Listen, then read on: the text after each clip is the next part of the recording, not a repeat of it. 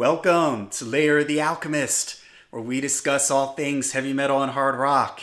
On today's episode, part 2 of my heavy thoughts, missed live album opportunities. I made a video on this last week and a lot of people seemed to like it. There were a lot of great suggestions and comments, so I thought I would make a part 2 of this. So, if you didn't see the first video, this is about bands that should have released a live album at a certain time in their career and they didn't. Or maybe they never released a live album at all or didn't release one until after they broke up. Most bands nowadays, they eventually get around to releasing live records, or now they put out live records of recordings from their earlier days. But I'm talking about in the moment when a band should have released a live record, but they didn't. So in my opinion, it's a missed a live album opportunity. So, all right, let's get started. Now, my good friend Darren, you should recognize Darren. He's been on a bunch of my videos. He's very, very knowledgeable. He's my go-to guy when I need to bounce some ideas or get some ideas for some topics. So I was talking to Darren about this, and he had some really great ideas. And one of them was the Alice Cooper Band. Now, Alice Cooper went on to have a solo career where it was just Alice Cooper, but in the beginning, it was a band. It was the Alice Cooper Band. And they never released a live album, which is really surprising considering what a big part of Alice Cooper thing is the live show. So you would have thought that he would have released a live album, and the original Alice Cooper Band had a really great chemistry between them all, and a live album from in my opinion, from the Billion Dollar Babies tour. I did a milestone moment episode on Billion Dollar Babies and talked about how much I love that record. But that would have been a perfectly timed live album. And in fact, I have a deluxe edition of Billion Dollar Babies, and there's a live show on there that's just great because he, in my opinion, he was at his peak right there with the Alice Cooper Band. And so many bands in the 70s releasing live records, it's kind of surprising that they didn't capitalize on that at that moment. He would go on to release a live album after he went solo called The Alice Cooper Show in 77, which is cool. But I would have loved to have had a live album with the original Alice Cooper Band right around that Billion Dollar Babies era. That would have been so cool. All right, next one, and this was a suggestion from Darren, and I'm going to lump all these bands together under one thing here. The hair metal bands, the LA metal, the glam metal, the hair metal bands. It's like none of those bands released live albums when in the 80s, when they were at their peak, when they were all over MTV. I'm talking about Rat, Dawkins, Twisted Sister, Motley Crue.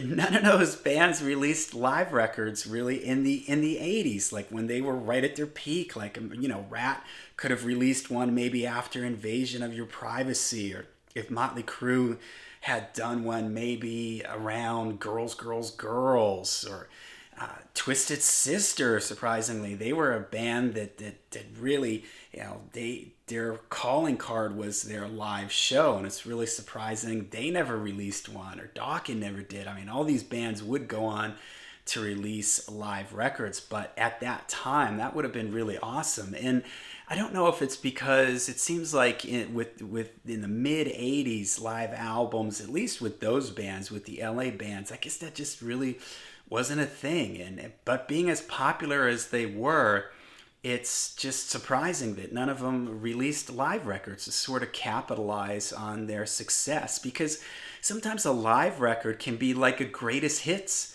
album, and sometimes a live version of a song will get radio airplay, or maybe a song that didn't get radio play from the studio record on the live record, it finds some new life and radio picks it up. So the LA glam hair metal band, surprising that none of them released a live album. Okay, next, Dio. And although in the early days, Dio did release his Intermission EP, which had a couple live songs on it, had a studio track on it, This was right around the time when Vivian Campbell had left, but Craig Goldie had just come into the band. So Craig Goldie is on the studio track. The live, 3 or 4 live songs are with Vivian Campbell, but a full-blown double live album from the Sacred Heart tour with Vivian Campbell would have been just awesome, in my opinion.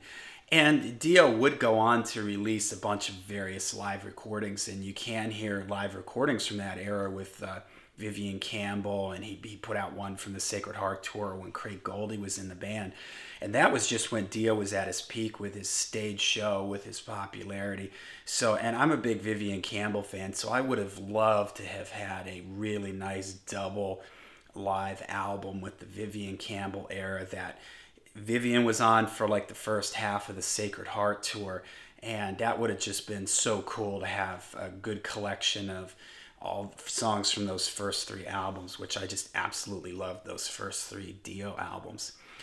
All right, next, I'm going to put these 2 bands together. Well, all right, I will. Megadeth. It's surprising that they never released a live album until The Rude Awakening in 2002. You would have thought like right around the Rust in Peace or maybe the Countdown to Extinction era that they would have released a live record then. That was sort of they were riding really high, probably the peak of their commercial popularity with Countdown to Extinction. And a live record right then would have been really, really cool. You would have had a lot of stuff from Countdown and Rust in Peace, and that band at the time was just an awesome killer band, Marty Friedman, and that just would have been really, really cool. So it's kind of surprising that they didn't get around to it till a little bit later, when I think that they just weren't quite as popular. The other band that I thought of at the same time when I thought of Megadeth, actually somebody suggested this in the comments, was Metallica with the Clint Burton era. Imagine how cool it would have been to have a live document of like the from the Master of Puppets tour. That just would have been so cool. I mean, you can see a lot of live footage from that era, and they would eventually, they released that Cliff 'Em All set where you get to hear all the different shows from all the different from the different tours. But man, a live document from the Master of Puppets tour would have been just awesome. They would eventually go on to release a live album from the Black Album tour, which makes sense. That was their biggest album, so that was a smart move on their part. But it just would have been really cool to have something from the Master of Puppets tour. All right, next, The Clash. It's surprising. I think this was one somebody mentioned in the comments. It's amazing. They didn't release a live album until after they had broken up. And you would have thought right around London Calling or maybe Combat Rock, a live album would have been appropriate and really well timed. And they were a great live band, so it would have been really, really cool. And I'm not a huge punk fan, but I do really like The Clash. You know, I think they do a lot of different things, and I just kind of like the vibe that they have, and it's great songwriting. So a live album from them would have been really cool.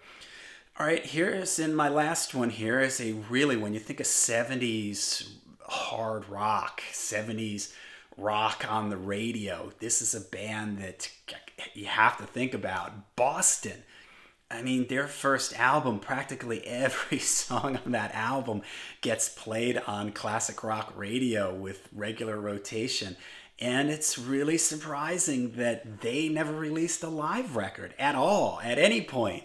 And now Boston was a band that they haven't released too many studio records. They're sort of notorious for taking an incredible amount of time between albums. But man, a live album from them in the 70s with the way they were all over the radio, I just think that would have been a huge, huge hit. And it's just surprising that they didn't do that because they were such a great band. Tom Scholz, I love his guitar playing. I'm definitely going to do a video on that first Boston album because it's just great. So shocking that they never capitalized on that, especially in the 70s when live albums were just the thing. It seemed like everybody was putting out a live album, but Boston, for as popular as they were, and considering it took so long between studio albums for them, you would think maybe the record company would have pressured them like, hey, give us a live album to fill the gap. But I guess it just never, it just didn't happen. So, all right, there you go. There's some more missed live album opportunities. Let me know if I missed any more. I know people left a lot of comments and I couldn't do every single one, so I kind of just picked the ones that jumped out at me, but they were all great suggestions. So if you got any more, put them down in the comment section down below. Make sure you hit like and subscribe, and until we see you again, make sure you stay heavy, stay metal.